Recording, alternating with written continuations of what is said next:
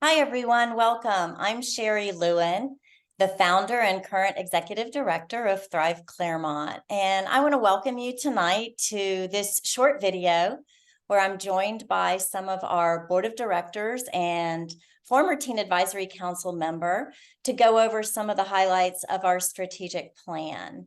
We've been working on the strategic plan since the beginning of 2023 to update a previous plan, as well as take us through 2027.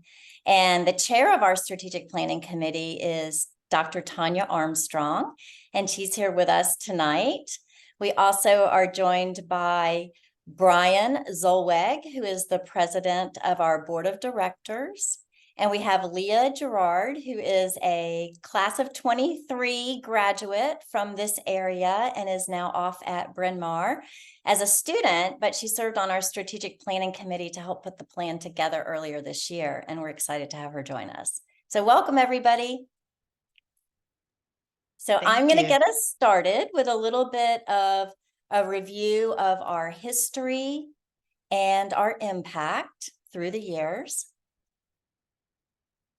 Thrive received its 501c3 in 2016, which was when we had our first program. Later that year, we had our first event, which was the Teen Summit, and we established our first Teen Advisory Council.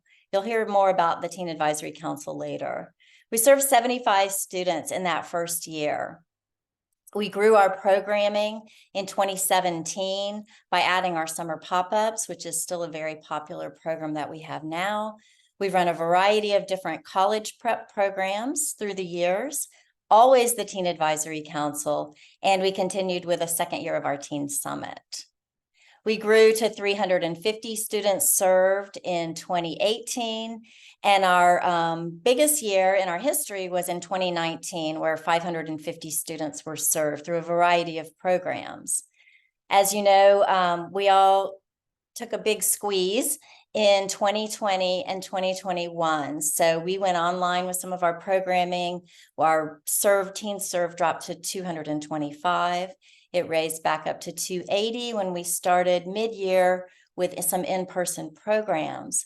And in 2022, last year, we served 350 teens in a spring adulting series, a fall adulting series, our summer pop-ups, and our core program of our Teen Advisory Council. Now we're going to turn it over to Dr. Armstrong, and she's going to talk a little bit about the planning process to put the strategic plan together. Hi, Sherry. Thank you. As part of our planning process for our strategic plan for Thrive Clermont, we started in 2022, where our leadership sought to redefine some of our goals, metrics, and strategies to best execute Thrive's mission. As part of our strategic planning committee, we invited some members of our TAC to join our efforts to get their feedback and insight.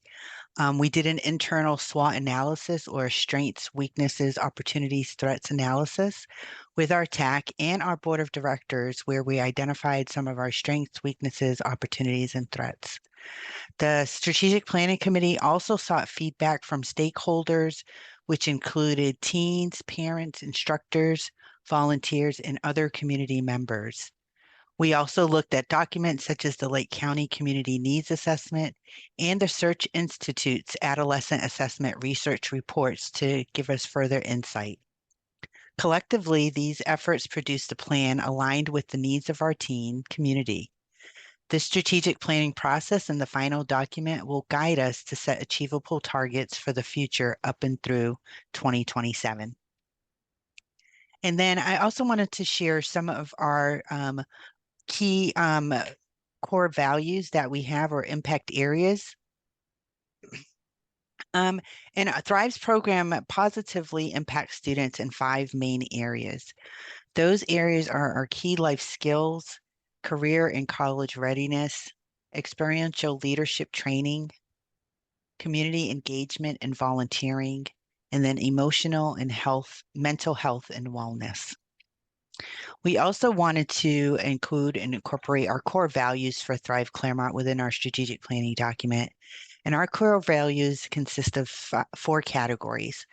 Inclusiveness, where we create safe spaces for all teens to feel welcome, to learn and grow. Equality, where we offer programs that without restrictions and are offered and available for any interested student. We want to foster innovative thinking, where we encourage and welcome creative ideas and solutions from our teens in our teen community. And then have an organic teen-driven growth, where we expand and change our programs based on student feedback, interests, and needs. Our teen advisory committee, or council rather, guides our board of directors. So it's very much teen-driven, and that we want to hold true for our core values. And Leah's going to share some insight into some of the activities that we do. Thank you, Tanya. I'm going to speak about some of Thrive's programs, both as a member of the Strategic Planning Committee. I helped put this all together, and I've lived through each of these programs as a teen in Thrive's programs.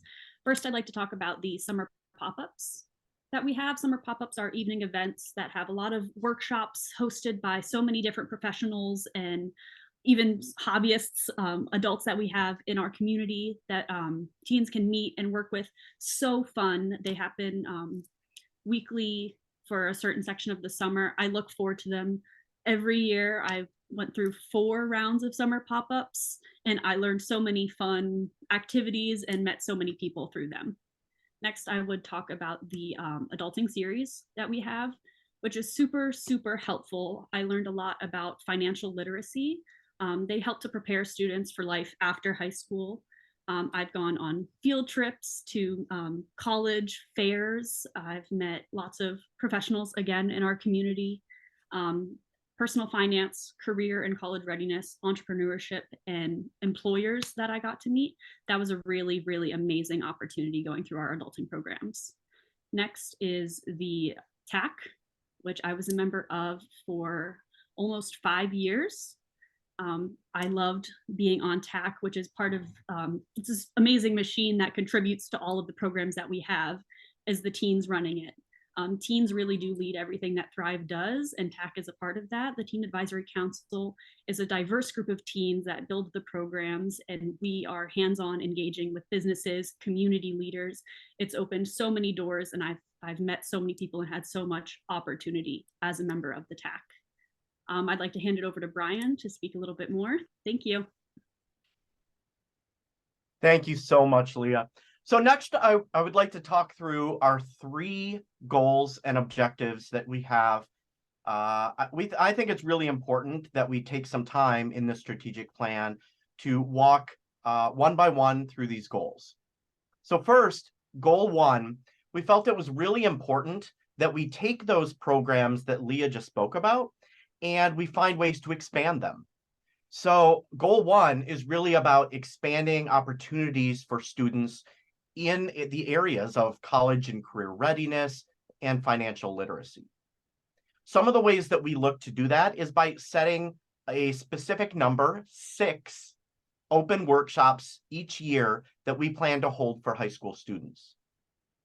Additionally, we set an objective to develop and continue to implement programs and workshops within our classrooms in local high schools.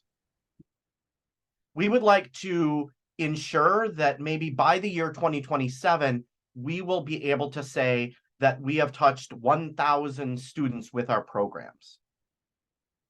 And we want to make sure that we're expanding outreach in 2 key ways, by partnering with other organizations and leveraging on what they do best, but also in ensuring that underserved youth and those in our community who don't have access to a lot of resources will have access to Thrive programs. So let's look at the second goal that we set. Goal 2 is also about expansion. This is about growing more safe opportunities for our teens to focus on mental wellness, improving their own leadership skills, like with the TAC program, and also finding ways to positively impact their community. So some of the objectives that we have under this goal are to ensure that we're conducting semi-annual leadership training for our TAC and for teens to increase their skills. We also want to make sure that we're providing positive partnership with adults in our community through mentoring. Part of that is also making sure there's safe socialization opportunities amongst teens in our community and creating unique volunteer engagement for those business owners, experts, and career-minded individuals in Clermont and the surrounding communities. We want to make sure that we're leveraging those local businesses and the leaders that surround us by giving them a space that they can impact teens. And we want to make sure that our TAC continues to be a diverse group of homeschoolers, from a variety of high schools around, and from even some of the non-public schools that are around us as well. So let's look at the last goal. And this is really, goal 3 is really about strengthening the sustainability of our organization by ensuring that we're continuing to support the foundation and a strong foundation for the organization itself. So as you can see, some of that's around our fundraising capabilities, enhancing and expanding our ability to raise money through our board of directors by setting an annual revenue goal at $350,000 by 2027, establishing a strong reserve fund, and we're setting the bar at a 6-month reserve fund that would be established, recruiting and hiring a paid executive director, taking over some of the responsibilities from a volunteer executive director. That's our model today.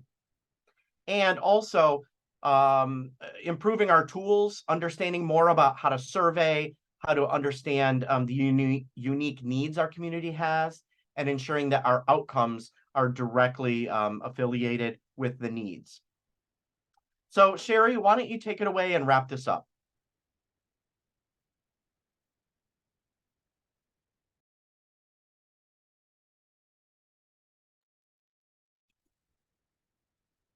As you can see, we've spent a lot of time and effort. We've put a lot of great minds together to create this plan for the next 4 to 5 years. I also am very proud to say that we did get a lot of teen input in addition to the Teen Advisory Council and the teens that served on the Strategic Planning Committee. We also looked back, I don't think that that's what we mentioned, to all of our surveys that we conduct after each event where teens give us feedback, and we do take those very seriously. So that is going to lead us into our next steps. Now that the plan is complete, we want to, as Brian mentioned, continue to establish strong partnerships within our community, and that's both on the youth organization side, where we think we could have the opportunity to provide some very strong programming into some existing youth organizations, and we hope to increase the strength of that, as well as our partnerships with sponsors and employers that want to partner with us on programs. We also want to utilize all the tools and technologies that are available to us to increase teen engagement. We understand that teens don't communicate like teens like I did, or maybe some other have done in the past. It's a new world, and we want to be able to stay relevant and enticing to teens in our community. And then we also want to make sure we're always strengthening our programming based on teen feedback. So we have some specific plans for 2024 that are going to help us strengthen that. And I think with that, I don't know if everyone wants to turn their camera back on and say goodbye, and thank you to everyone that supported our organization for the first 7 years, and we're looking forward to moving forward with more impact in the community. So thank you, Brian. Thank you, Tanya, and thank you, Leah. And with that, we'll say goodbye, and please get in contact with us if you want more information. Thank you.